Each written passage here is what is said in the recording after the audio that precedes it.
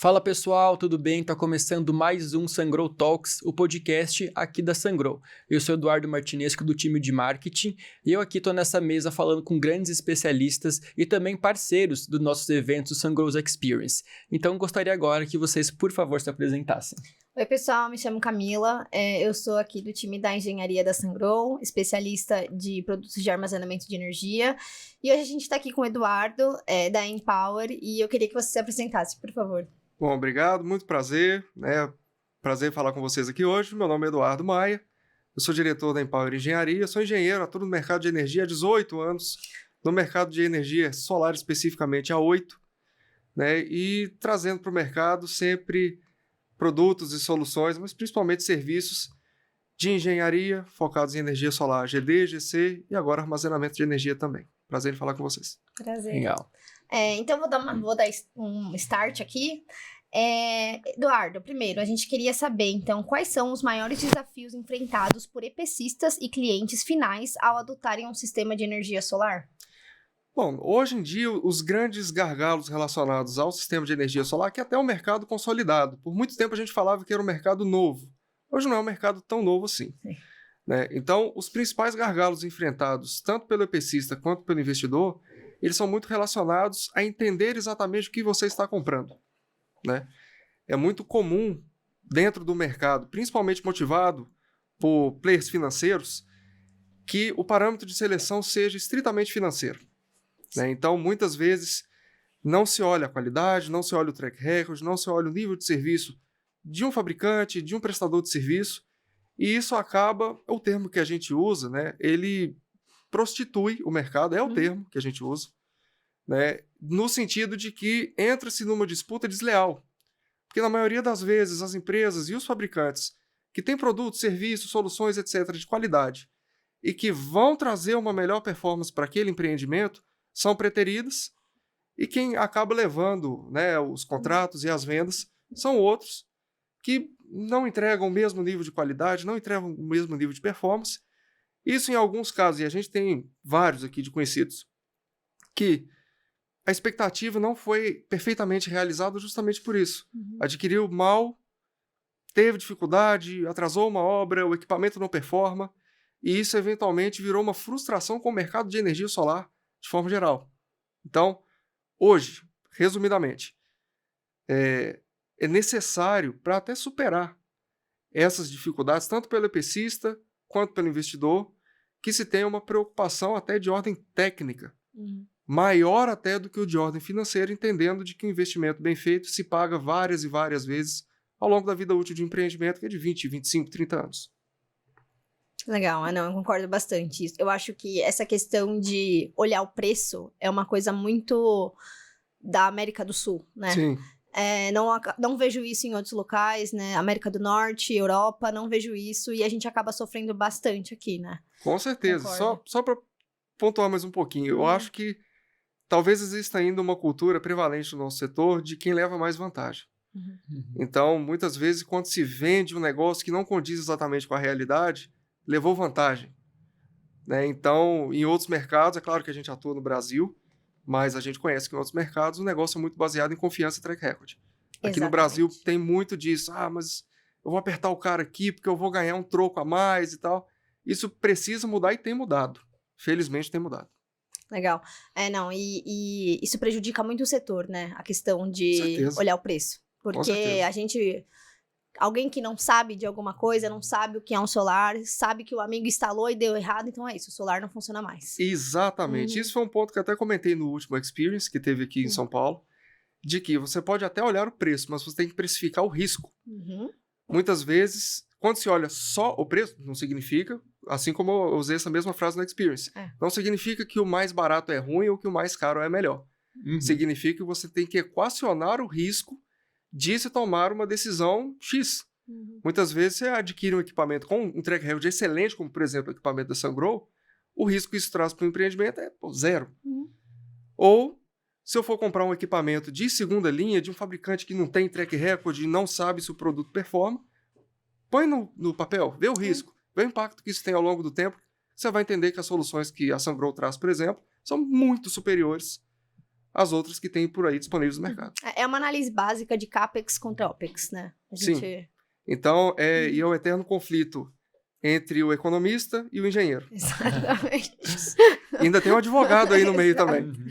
Não, e o financeiro, né? E até complementando o que vocês trazem, né, da parte de marketing, a gente faz estudos sobre o público, nosso público-alvo, nossas personas, e a gente encontra muito isso. Quais são as razões que levam a pessoa, às vezes, a escolher pela Sungrow ou pelo concorrente? E sempre aparece o preço como sendo a primeira preocupação dessa persona, né? E aí, em segundo, vem segurança, vem qualidade, vem payback, vem investimento, né? Então, a gente também casa muito com o que vocês estão falando também da área de marketing, essa preocupação do mercado brasileiro em primeiro ser preço e depois vem o restante. Vou te contar um caso interessante, por exemplo. A Empower é uma empresa de serviços de engenharia. A gente faz projetos, a gente faz engenharia do proprietário, comissionamento, enfim, serviço.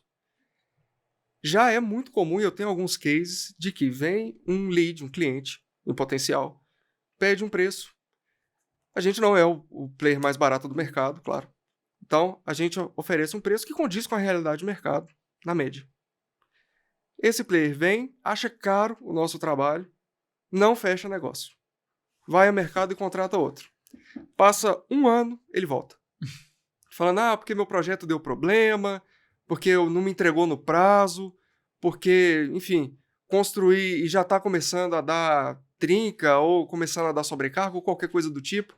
Você consegue resolver o meu problema? Daquela obra, que ele não contratou a gente no projeto originalmente, mas chama a gente para resolver o problema. E a gente resolve. E aí, daí para frente, o cliente se fideliza e começa a entender a necessidade de se ter gente boa, produtos bons, soluções boas desde o começo. Então, eu falo isso. O melhor cliente, o que fideliza realmente conosco, é o cliente que já teve problema. E aí ele entende que não é só preço. Perfeito. Então, tanto o EPCista como o investidor, esse é o panorama, pelo menos na nossa visão de engenharia. Legal, legal. Deixa eu ir para a próxima pergunta aqui. Na sua visão, quais são os primeiros passos para dimensionar um projeto solar de forma assertiva? Bom, a gente trabalha muito com geração centralizada. Distribuída também, mas nascemos na centralizada. E é muito comum a gente ver o pessoal que considera que um terreno é uma mesa, igual essa que está aqui. Então, o principal gargalo que a gente enxerga é de não entender onde se está desenvolvendo um projeto. Muitas vezes a gente vê projetos com características geológicas difíceis, por exemplo, e a gente pensa muito assim, rocha não é um problema em si, mas muitas vezes se tem um solo frágil, muitas vezes se tem água aflorando. E ainda mais aqui no Brasil, né? Que demais. Vocês, né? Demais. Cada canto é um canto. Cada canto é um canto. Então, é muito comum, mais uma vez, e a gente, a Empower tem 19 GB de projeto desenvolvido ao longo do tempo. Então, a gente já viu de tudo. Então, é muito comum, muitas vezes, o desenvolvedor, ou de onde nasce o projeto, colocar, por exemplo, instalação em cima de córrego, colocar em cima de penhasco, coisa que não fica de pé na realidade. Vira um problema na construção, porque esse projeto ele é vendido. E muitas vezes na venda você olha o parecer de acesso, não olha a característica física. Vai fazer o layout, a gente, por exemplo, vai fazer o arranjo da planta. Não importa o tamanho, tem que respeitar a natureza. Seja topografia, hidrologia, geologia, enfim, condições até de acesso, poeira, fica perto de uma estrada de terra, é muito comum isso. Fica perto de uma estrada de terra tem muita poeira. E às vezes não dá para fazer um projeto bom com as condições naturais e as condições do projeto. Então se acaba encarecendo demais o CAPEX, dificultando demais a operação da usina, porque na origem do projeto não se respeitou a natureza. Então, o primeiro parâmetro para se dimensionar bem um projeto é entender onde ele está sendo instalado.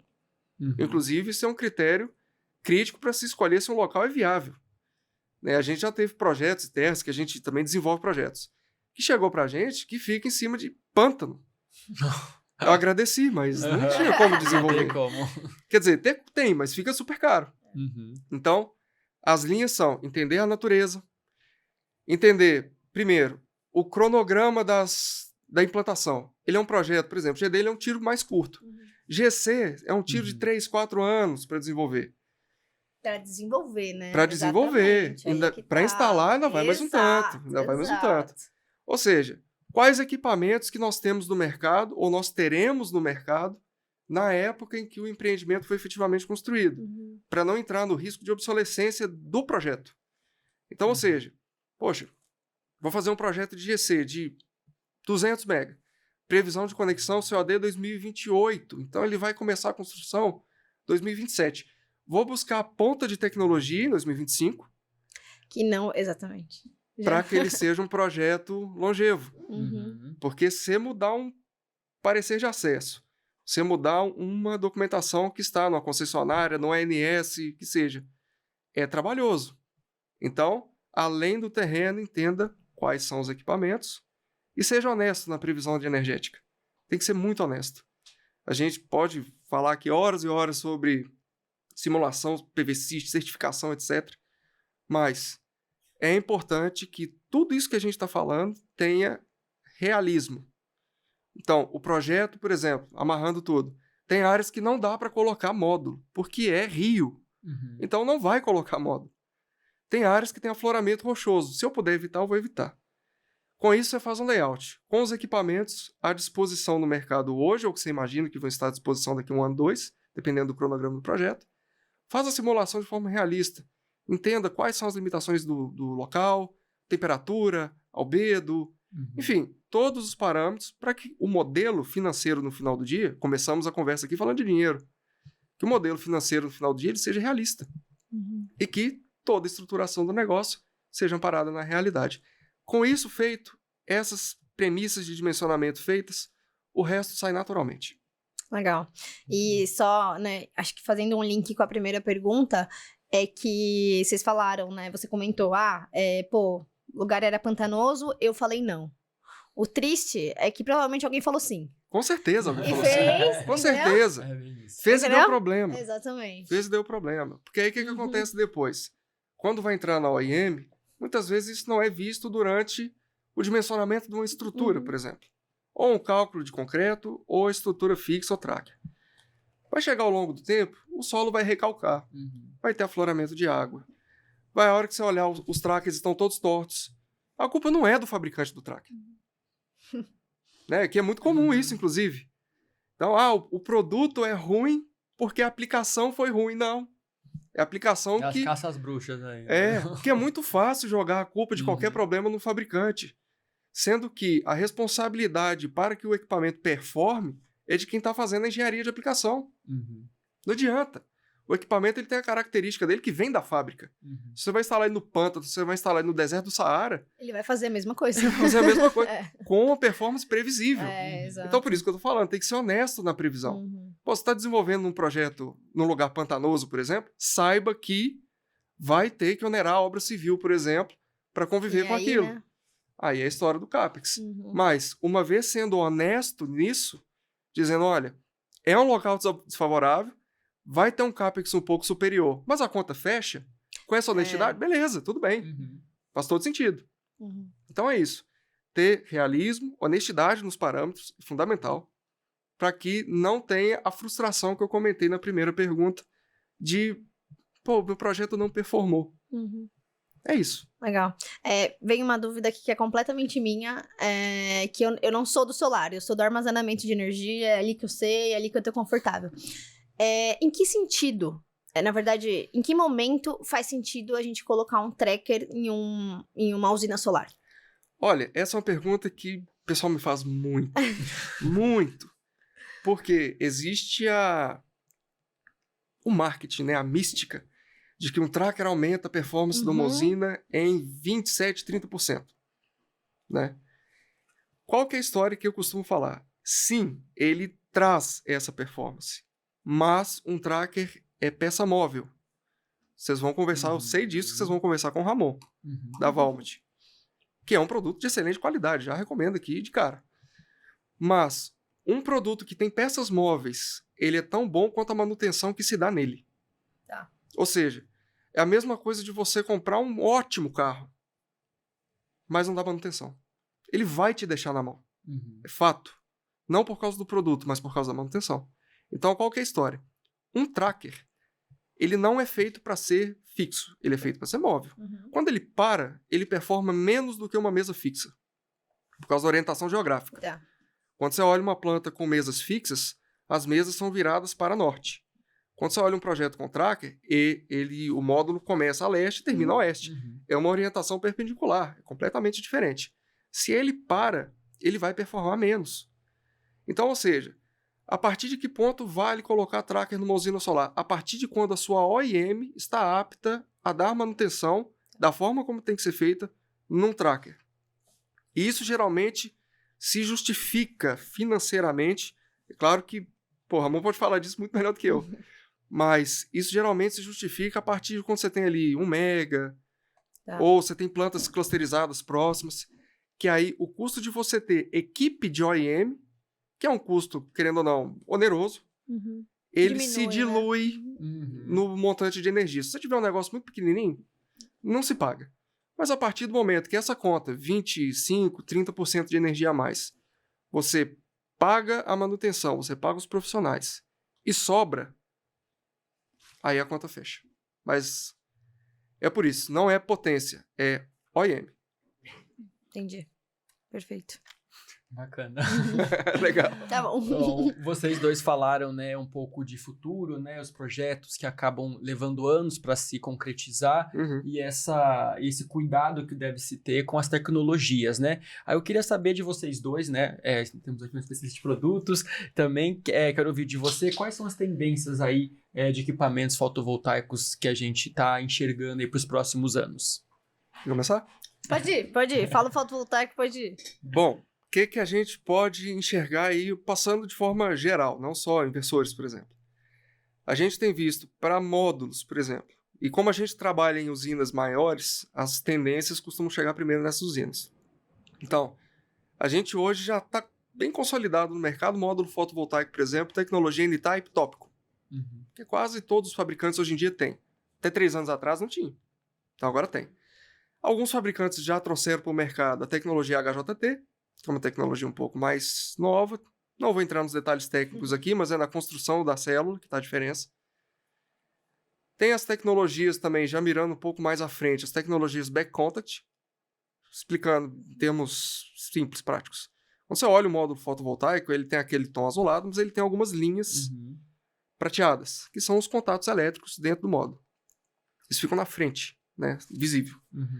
A tecnologia back contact, ela pega esses contatos e coloca ele atrás, para aumentar em % a área de captação efetiva da irradiação. Vai melhorar em %, mas é relevante. Então, a gente vai ver, além isso dentro dos módulos de silício. Continuando tópico, HJT, back contact, e o surgimento de módulos mistos com perovskita, que é um material novo, né, um material que já tem anos que ele está em fase de pesquisa. Ele tem uma certa dificuldade de viabilidade comercial por causa de vida útil, né? Então, em vez do módulo de perovskita puro, ele vai vir um módulo que se chama de tandem, perovskita, silício, que entrega uma performance um pouco melhor. O silício, ele está chegando no limite da eficiência.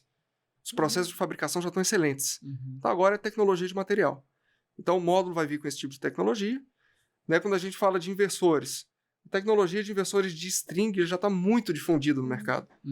Eu participei nos primeiros projetos que tinha inversor de string no Brasil, na época. Em 2020, você falar de um projeto centralizado com inversor de string era raridade.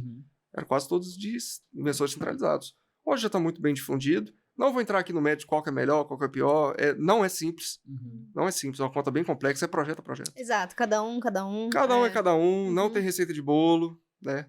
Mas a gente vai começar a ver agora, dentro dos inversores principalmente, um aperto, eu diria, ou exigências maiores vindas do ANS, sobre principalmente modelos matemáticos, sobre simulações de comportamento mediante falhas.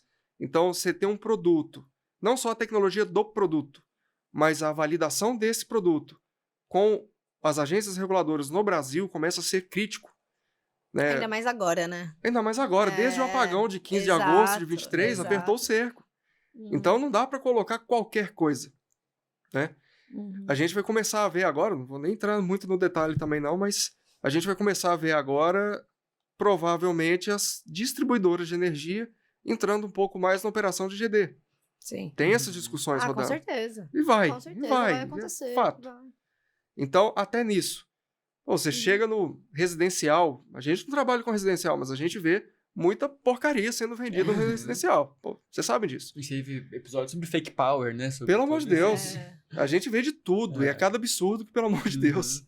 Mas, à medida em que a demanda da rede por segurança operacional ela vai aumentando, as distribuidoras, ONS e todos os entes reguladores começam a olhar mais de perto a performance do equipamento, não energética, mas perante falhas, perante instabilidades, a qualidade do sinal. O que faz muito sentido. Total. Total. O fato de não terem feito isso ainda... O fato de não terem feito isso ainda, para mim, é um fruto da lentidão típica do órgão regulador comparado com a velocidade do ente privado que coloca esse tipo de projeto. Ainda mais o solar. O solar, é isso que você tá falando. A gente tá falando de 2020. 2020 não faz tanto tempo. Isso, ontem. Mas a tecnologia do solar e a mesma coisa mudou muito. E outra. E é muito rápida. Você tem 2 entes reguladores. ONS e ANEEL. No nível estadual, você tem uma distribuidora atuando em cada região. E você tem dezenas de milhares de agentes geradores, que do residencial, ele é um agente gerador. Então você tem muita gente fazendo um monte de coisa e para regular. Então, exatamente. Existe essa discrepância. E dos outros produtos, que incluem, por exemplo, vou abrir mais um parênteses aqui, o próprio tracker que a gente estava falando aqui agora. A tecnologia em si, ela já está bem consolidada. O que a gente está caminhando agora são em absorção ou incorporação de ferramentas inteligentes no controle do tracker. A gente viu os modelos mais antigos, mais uma vez, o Ramon vai falar disso aqui muito bem no próximo podcast, mas a partir do momento em que se incorporam ferramentas, pode ter até inteligência artificial, enfim, mas de previsão, de correção ativa ao longo do dia, para que o tracker não só seja um movimento fixo, com um algoritmo fixo, mas que seja um negócio mais dinâmico e consiga entregar realmente a melhor performance naquele momento, na ponta final ela gera lá alguns % a mais de energia, permite gerar um pouco a mais de energia, e no final do dia é dinheiro do bolso do investidor. Então, no tracker estão sendo evoluídas as tecnologias de algoritmo. E os outros produtos, enfim, do resto da cadeia produtiva, são mais processos fabris, materiais, materiais mais evoluídos, materiais que performam melhor contra intempérie, contra UV, contra água, etc. E, basicamente, nos materiais e produtos são isso. Nos serviços, é a evolução natural da engenharia. Eu falo muito no meu próprio setor. Know-how que a gente adquire ao longo do tempo, ferramentas, e aí, depois, se for o caso, a gente fala aqui de inteligência artificial para engenharia. Enfim, ferramentas, a gente fala muito de BIM. BIM é um negócio que não entrou tanto assim no mercado de energia solar, porque não entrou ainda muita aplicação. De vez em quando a gente faz, mediante solicitação a gente faz, mas são métodos. Então, os grandes propulsores de tecnologia na solar serão a tecnologia de materiais de módulo, os avanços em regulação pertinente aos inversores e a entrada das baterias, que é um negócio que todo mercado aguarda ansiosamente a entrada das baterias. Então mesmo. Quer complementar? Aproveitando. Não, acho que é isso. Eu acho que falando das baterias mesmo, uma tecnologia que vai mudar é a própria célula da bateria, né? Então, hoje acho que todas as baterias do mercado hoje já trabalham com a LFP, que é um tipo de célula lítio-ferro-fosfato. Acredito que isso vai mudar, porque é química, né? É química de bateria e isso com certeza vai... Já aparece uma nova que vai melhorar a densidade energética, isso vai acontecer. E tamanho, né? Hoje, se eu não me engano, posso até estar falando coisa errada aqui, esqueci, mas a gente está trabalhando com célula de 320 ampere-hora dentro da bateria, isso também vai aumentar, na própria Sungrow mesmo. A gente já está lançando os produtos novos, a China já lançou o Power Titan 3, que vem com uma célula muito maior, exatamente. Então, assim... Tecnologia tem para ir, IA também é uma coisa que a Sungrow usa e abusa, até mesmo nos produtos da Sungrow. Hoje a gente tem IA nas baterias para ver monitoramento de célula, para fazer supressão de... supressão de incêndio, como chama? Alarme de supressão de incêndio. Enfim, são coisas que estão aí para ficar.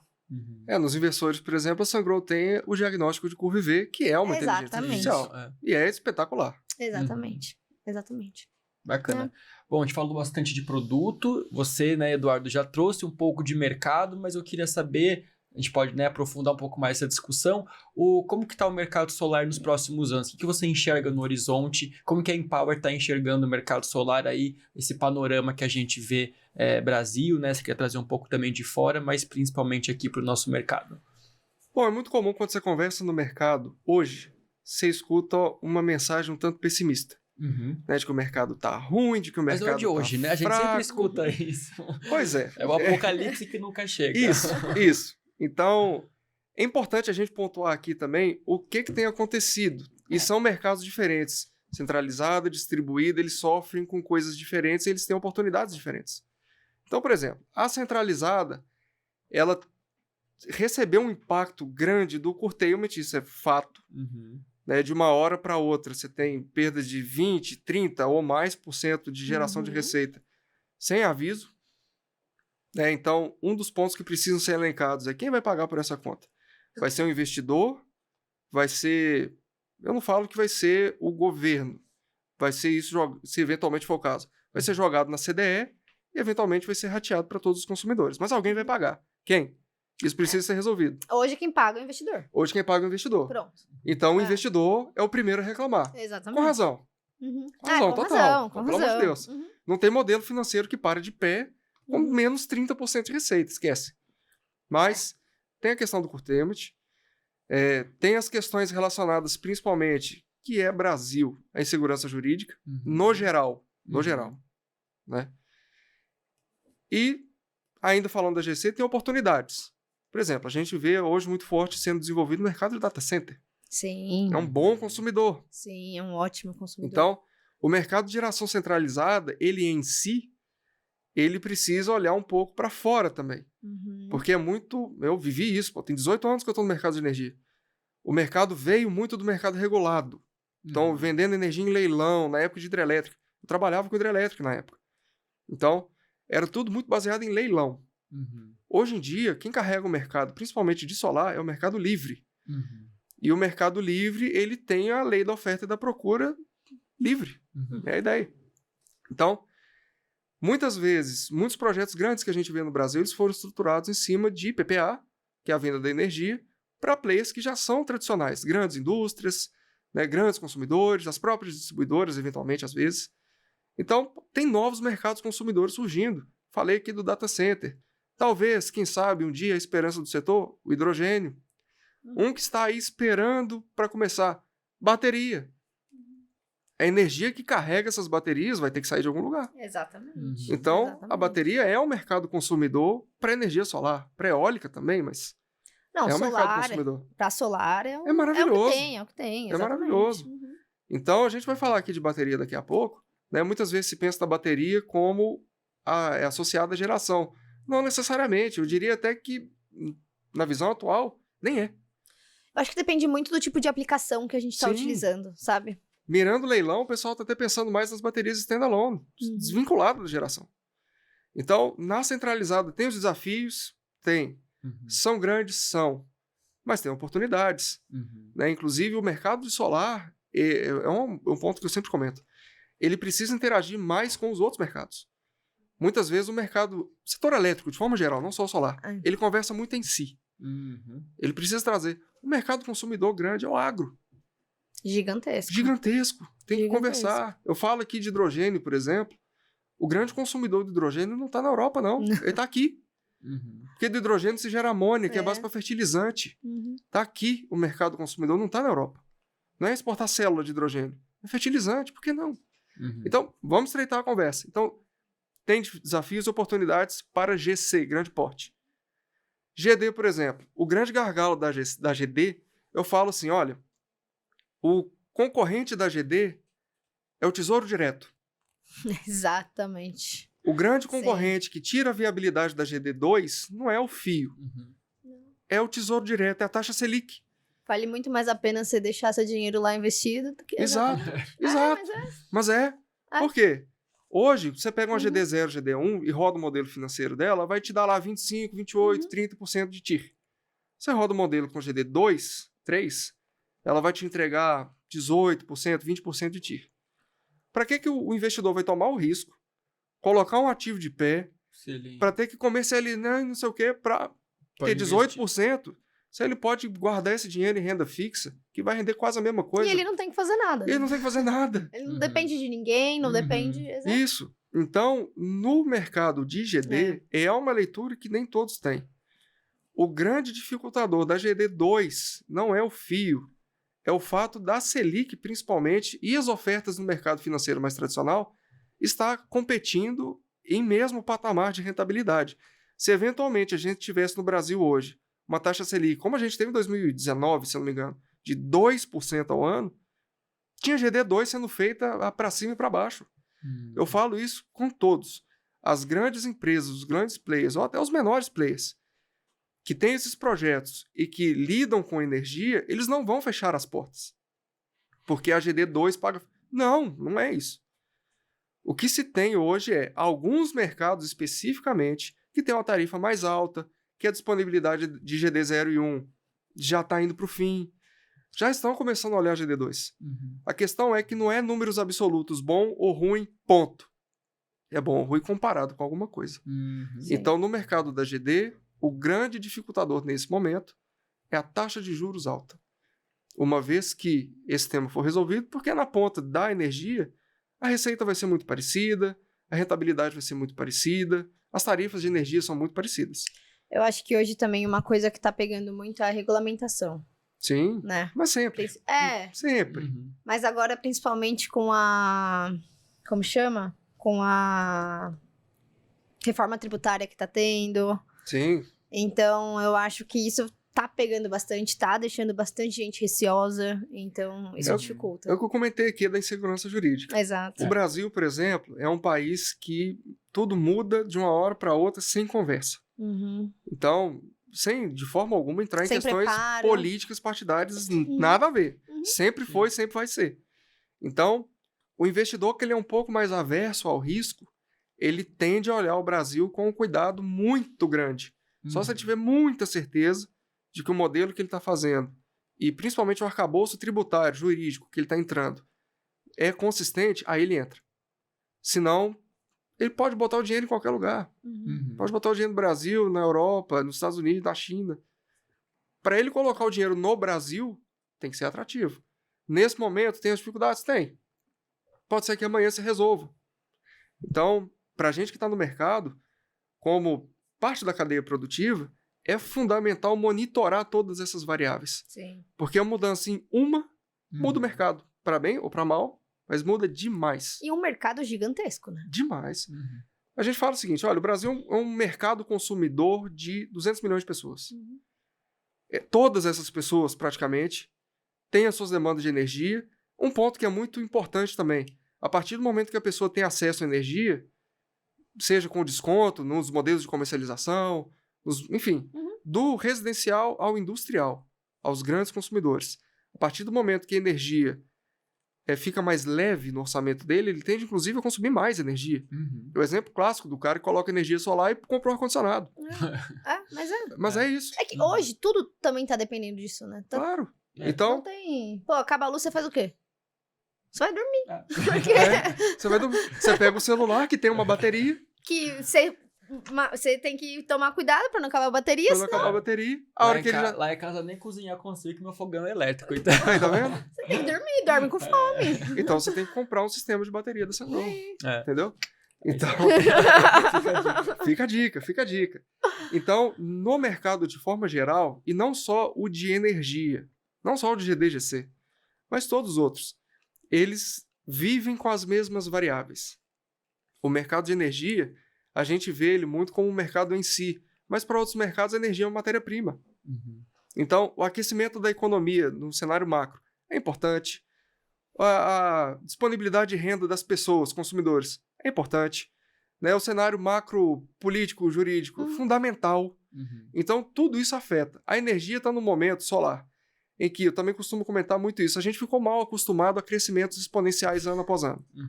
Todo ano você olha os gráficos, por exemplo, da B-Solar, são gráficos exponenciais, de crescimento, enfim. Uma hora isso ia parar. Não tem como crescer exponencialmente a vida inteira. É natural isso. E é outro ponto, e em vez de falar só do mercado macro, falando agora dos prestadores de serviço, das empresas que fazem parte da cadeia. Teve uma época, poucos anos atrás, 2022 até 2024, que cabia todo mundo. Você olha em cada esquina, tem uma empresa de energia solar, muita empresa abrindo, muito negócio sendo fechado. E vai chegar num ponto, já está chegando, na verdade, né? Eu até diria já chegou, de que, não por questões financeiras, porque isso aí é normal, mas por questões técnicas, inclusive. Nem todos esses caras que abriram o negócio vão continuar com o negócio por motivos técnicos. Fluxo de caixa dói em todo mundo, é normal. Mas, às vezes, não tem a capacidade de entregar, ou, enfim, tudo isso que a gente falou até agora, o mercado vai encolher e vai profissionalizar. É uma crítica que eu sempre tive. O mercado de solar não era profissional. Você tinha qualquer um falava que mexia com energia solar. Daqui a 1 ano, 2 talvez, boa parte desses caras não estarão mais no mercado. E quem passar aí, são ciclos, né? A engenharia, de forma geral, é cíclica. A cada ciclo que passa, se filtra um pouco do mercado.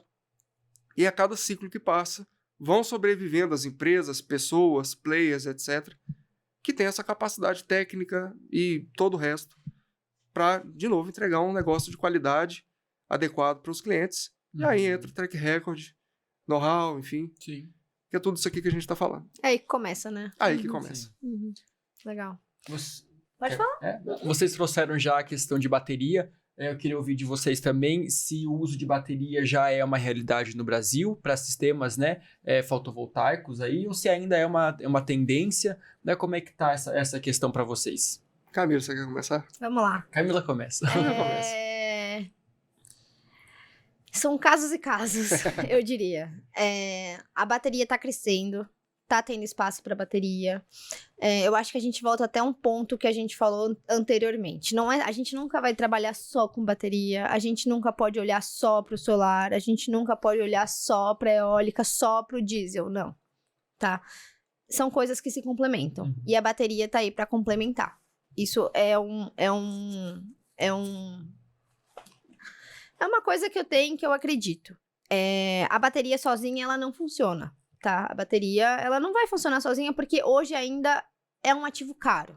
É um ativo que tá barateando, mas é um ativo caro. É uma tecnologia nova que o mercado tá aprendendo a mexer, o mercado tá aprendendo a dimensionar e a precificar também, né? Então, assim, eu acho que sozinha a bateria não funciona e ela tem que sim funcionar com outros tipos de gerador, digamos assim. Então, seja o solar, seja a eólica, seja o próprio diesel. Eu acho que, assim, de novo, são casos e casos. A bateria com o solar vai funcionar para todos os casos? Eu acredito que não. Acredito que tem que ser dimensionado. É um sistema que tem que ser dimensionado, que tem que ser precificado, porque no fim das contas a gente ainda está no Brasil e o que importa no final vai ser o preço. Mas eu acho que é muito difícil responder essa pergunta com sim, com não, né? Eu acho que são casos e casos. Bom, eu enxergo até de uma forma mais otimista. Por exemplo, hoje, o Brasil ele ainda carece, é claro, da regulação para grandes portes, mas todo o mercado brasileiro ele é precificado com base em energia. Então, você ter o preço de geração e consumo você ter o preço de geração, armazenamento e consumo, é claro que vai ficar mais caro. Sem dúvida. Mas, para algumas aplicações... Por exemplo, a gente vai falar aqui de bateria daqui a pouco. Para algumas aplicações, a conta já fecha bem. Fecha super bem. Aplicação pequena. Sistemas isolados da Amazônia, o SIGF. Não tem energia para se consumir de outra forma. Não tem como chegar à rede. Esse é um estudo que, inclusive, eu tive participando agora. Recentemente, a gente vai publicar agora na COP30, um estudo que eu participei lá para o Banco Mundial, sobre desenvolvimento sustentável na Amazônia através da infraestrutura. Eu entrei na parte de energia, tem outros membros do corpo consultivo falando de transporte, digital, etc. Mas a energia é crítico. O potencial produtivo da Amazônia, por exemplo, é imenso. Vai precisar de muita energia, que nesse momento não tem. Então, numa conta dessa, por exemplo, é chave para se desenvolver economicamente uma região. O leilão de sistemas isolados. Demais, o leilão de sistemas isolados. O leilão veio com uma coisa que nunca tinha feito antes, né? Que é colocar 20% de fração renovável. E de projetos cadastrados foi 60%.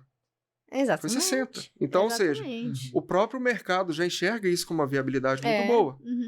Então, você tem, por exemplo, uma aplicação mais específica que nem eu falei aqui, sistemas isolados. Desde o residencial do Luz para Todos até a grande porte, por exemplo. Você falou, não pode olhar a parte, né? Partes. Ó, a gente já fez aqui, tem feito, inclusive, projetos de hibridização solar com diesel no Amazonas. Já fizemos alguns, estamos fazendo mais alguns. Para quem paga diesel, a bateria se paga sim. Fecha. Hoje, o diesel demais. tá com 6 e algo. Chega no nordeste do país, no oeste da Bahia, 6,8 diesel. Chega em Manaus. É muito caro. Chega em Manaus, R$8. E é em Manaus. De Manaus, o diesel pega uma balsa e vai, por exemplo, para Tabatinga, que é na fronteira Peru-Colômbia. É 20 dias de balsa, se tiver tudo ok, para chegar o diesel lá. E lá eles consomem, na região ali, Tabatinga, Benjamin Constant, 3 milhões de litros de diesel por mês. O agronegócio é outro mercado. A gente está falando do agronegócio, que é um mercado, um dos maiores mercados do Brasil, e muitas das fazendas lá não chega energia. Isso. Eles estão rodando 100% no diesel. E aí, o que a gente coloca? Uma microrrede. Você vê, por exemplo, é isso. A aplicação que a gente vê. Hoje em dia tem pivô, tem irrigação, uma aplicação crítica que a gente às vezes não vê. Granja de frango. Por quê? Granja de frango é um ambiente extremamente controlado, climatizado. Climatizado. Já tive em granja que fez esse sistema, diesel, rede, solar, que o cara falou, olha, se eu ficar 1 hora sem luz, eu perco 4 milhões de frango. Não é milhões de reais, é milhões de frango. Unidades de frangos. Que é uma fortuna pro cara. Então, ou seja, esse tipo de aplicação agro é extremamente sensível. Para quem mexe com, principalmente seres vivos, né? Frangos, por exemplo. Indústria alimentícia. Você pega alguém que, sei lá, tem alguma coisa que queima. Tem óleo diesel, o leite. Aquilo ali fica 30 minutos parado, acabou toda a produção. E aí você tá falando de perder produção, você perde tempo, porque você tem que limpar tudo aquilo, você tem que pagar mais gente, vai pra lá. A conta fecha. E aí você vai começando a listar as aplicações em que a disponibilidade é crítica. Tem um monte. Exato. Oportunidade é o que não falta. É o que não falta. Aí você vem aqui pro meio urbano, você vai falar em shopping, você vai falar em hospital, você vai falar em indústria, escola. Escola até que eu acho que não tanto. Porque a escola, eu acho que quando acaba a luz na escola, os meninos comemoram. São os meninos que tiram o fio. Se o menino descobrir onde que fica o disjuntor, ele vai lá e desliga. Mas, por exemplo, o hospital é uma crítica. Crítica, não tem como, tem que ter. E esses caras têm os bancos a diesel. Então, para esses nichos de mercado especificamente, onde a disponibilidade e o chaveamento rápido, rede para diesel, é fundamental, é a solução perfeita. A conta fecha. Outros mercados, por exemplo, a associação entre baterias e uma planta de geração, precisa ainda de ter entendido como que vai ser a conta de receita. Por exemplo. Exatamente. Ao longo dos últimos 2 anos, ou 3, 4, mesmo com alguns cenários um pouco dificultosos na eólica, quem carregou o mercado de centralizada solar foi a associação entre solar e eólica. Grandes projetos que a gente vê ao longo dos últimos anos são dessa forma. Então, mesmo com cenário de curtailment. Por que mesmo com curtailment, o gerador eólico está colocando fotovoltaico? Tem as suas explicações, inclusive relacionadas ao curtailment. É muito mais fácil separar um inversor fotovoltaico do que uma máquina rotativa eólica. Tem uma série de questões. A própria complementariedade de vento com sol, enfim, não vou entrar no detalhe, a parte técnica, a parte de funcionamento. A gente vai longe aqui, se for o caso. Mas, nesse momento, para projetos maiores, saindo da escala residencial, indo para C&I, aí a gente já começa a falar aplicações industriais, por exemplo, a conta fecha, e as aplicações standalone, que a gente muito provavelmente vai falar aqui de leilões, por exemplo, a questão é o empilhamento de receita. Como que esse cara vai receber? Se for só energia, não fecha. Não fecha. Se for energia, disponibilidade, serviços ancilares e mais outros, aí a conta fecha.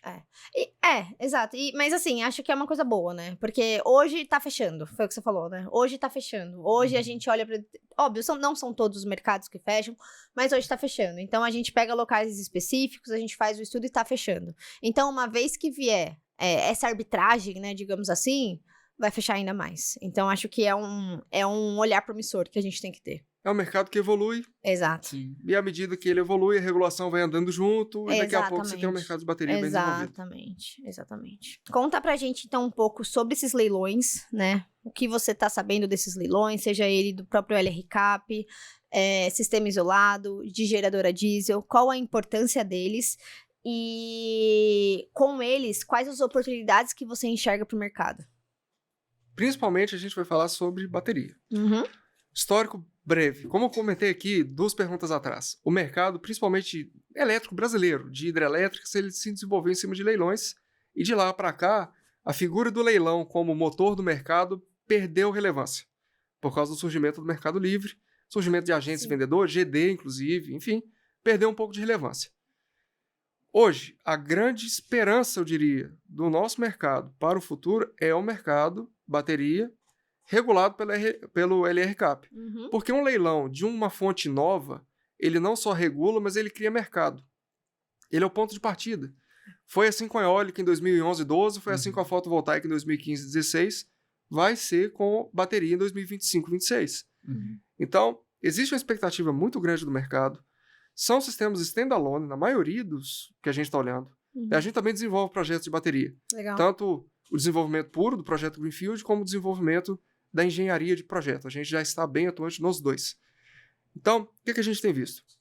Dentro do próprio LR-CAP, e olhando já os de grande porte aqui, tirando os sistemas isolados, são projetos que o bloco mínimo aceito para cadastramento no leilão é de 30 MWh, 30 MW potência, 120 MW energia no ponto de conexão, com as perdas de responsabilidade do acessante, e que, portanto, considerando augmentation, degradação, etc., no ano, inclusive isso tem que ser garantido até o ano 10.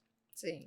Isso vai resultar na ponta ali 160 MWh de instalação na planta. Então são projetos grandes, a gente não está vendo só que são um bloco de 30.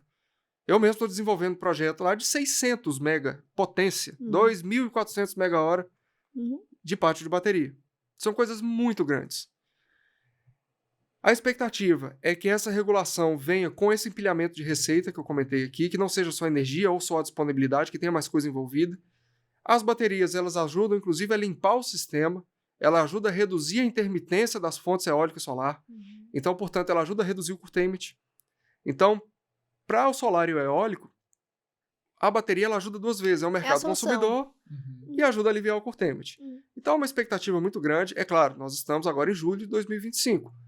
Não tem ainda, já era para ter saído, mas não tem ainda a regulação e o edital desse leilão.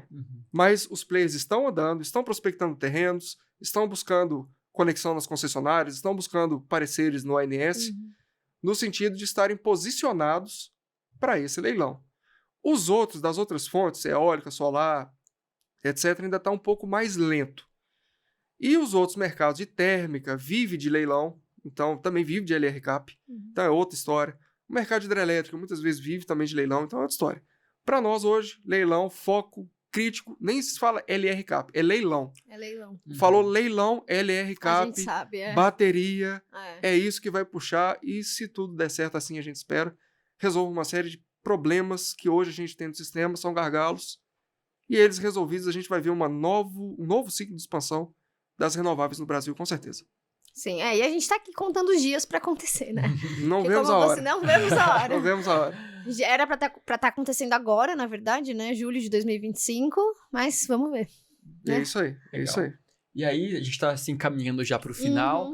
Eduardo, queria que você passasse uma mensagem final. E também eu vou até juntar com uma perguntinha aqui que a gente tem, que é para empresas que querem atuar em GC. Como que a Empower aí pode ajudar em projetos de engenharia que já trabalham com baterias ou que planejam, né, implementar essa solução nas próprias usinas? Então a gente pode juntar essa, como que a Empower pode ajudar. E como que a Sungrow contribui com a gente também. Exatamente, e dar uma palavra final pro pessoal. Maravilha, então, Pra gente aqui, isso não só na GD, GC, todos os mercados, bateria standalone também, o que a Empower Engenharia agrega é know-how, é saber tudo o que se passa no mercado, o que realmente influencia a performance de um empreendimento, essa honestidade que eu falei aqui na primeira pergunta.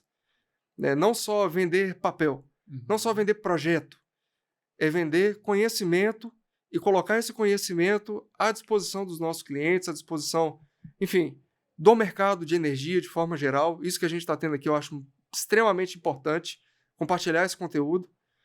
Né? Dentro do nosso mercado de energia, é importante saber quais produtos você está adquirindo, o que eles influenciam. Então, essa é uma expertise técnica que a gente também traz. Nesse sentido, é muito importante um relacionamento que a gente sempre teve com a Sungrow. Né? A engenharia da Sungrow sempre foi extremamente parceira nossa. Já tem anos que eu converso com o pessoal da Sungrow. Né? E todas as dúvidas de equipamento a gente é prontamente atendido. Engenharia de aplicação, na hora. Entender as características dos equipamentos. Bateria, por exemplo, é um. Na hora. A Sungrow tem um diferencial no mercado de que, principalmente no de bateria, a solução completa é a Sungrow. Então, parênteses aqui, né? A gente tem visto e tem conversado. Pô, você tem um player que vende só a célula, você tem um player que vende só o container de bateria, mas não vende PCS. Aí o outro tem o container PCS, mas não tem o transformador. Enfim, é uma dificuldade né, para o empreendedor, para o investidor, e que ele não encontra essa dificuldade na Sungrow. Com vocês a gente conversa, vocês têm todos os documentos de tudo na mão, não só na bateria, mas no solar. Você entra lá na Sungrow Academy, tem todos os documentos de todos os equipamentos lá. Eu não preciso nem ligar para vocês, eu vou lá e acho. Tem até vídeo explicando como usa. Isso é maravilhoso. Certificação, tá lá. Arq tá lá, tá lá. ON tá lá, tá tudo lá. Então, pra gente que é engenharia, é ótimo. Tem um parceiro como a Sungrow, os produtos são de primeiríssima linha, isso aí não tem a menor dúvida. Eu acho que eu devo ter 1 giga e pouco de projeto funcionando com a Sungrow. Então, é espetacular. E, pra gente encerrar aqui, uma palavra geral também para quem está nos ouvindo, é que o mercado de energia, de forma geral, seja solar, eólica, BES, diesel, hidrelétrica, tanto faz, ele é um mercado que ele tem que ser tratado com muita seriedade. Eles são ativos que eles não performam por si só. Eu falo isso muito. Você pode ter o melhor equipamento do mundo, Sungrow. Se não tomar cuidado na aplicação, você pode se frustrar. Então, conheça o equipamento, conheça todos os players envolvidos na cadeia, quem está projetando, quem está instalando, onde é, enfim, tudo isso que a gente conversou ao longo da conversa. E, uma vez isso tudo feito, com seriedade, honestidade, contando com os parceiros certos, é claro, a Sungrow, a Empower, é um mercado extremamente atrativo, seguro, eu diria, lucrativo, e que vale a pena investir, seja um novo player, seja o que está saindo da GD para GC, seja o que está vindo do exterior para o Brasil, é um bom mercado, desde que se saiba bem o que está fazendo, e nós todos estamos aqui para prestar esse tipo de auxílio, consultoria, conte sempre conosco. Legal, Perfeito. Muito bom. Eduardo, muito obrigado por compartilhar seu conhecimento com a gente. Foi muito rico o nosso bate-papo aqui. Camilo também, sempre bem-vindo aqui no nosso podcast. Aí só para a gente finalizar, Eduardo, se quiser passar as redes sociais, o site da Empower, como o pessoal pode entrar em contato com vocês. Pode falar. Maravilha. O nosso site é o empowerengenharia.com.br. O e-mail pode entrar em contato, ou contato@empowerengenharia.com.br, ou o meu e-mail diretamente, eduardo.maia, empowerengenharia.com.br. Meu WhatsApp também está sempre à disposição, para quem quiser anotar, é o 31992461242. Redes sociais, o LinkedIn principalmente, né? Isso. Empower_eng, de engenharia. E com isso aí, vocês conseguem entrar em contato comigo, com o pessoal da Empower. Estamos sempre às ordens. Legal. Obrigado, então. Pessoal, fiquem ligados nas nossas redes sociais, é @sungrow.brasil. Lá a gente coloca vários vídeos do Sungrow Academy, inclusive, está sempre postando novidades. E fiquem ligados nos nossos calendários de eventos e também nos próximos episódios do Sungrow Talks. Muito obrigado, até a próxima.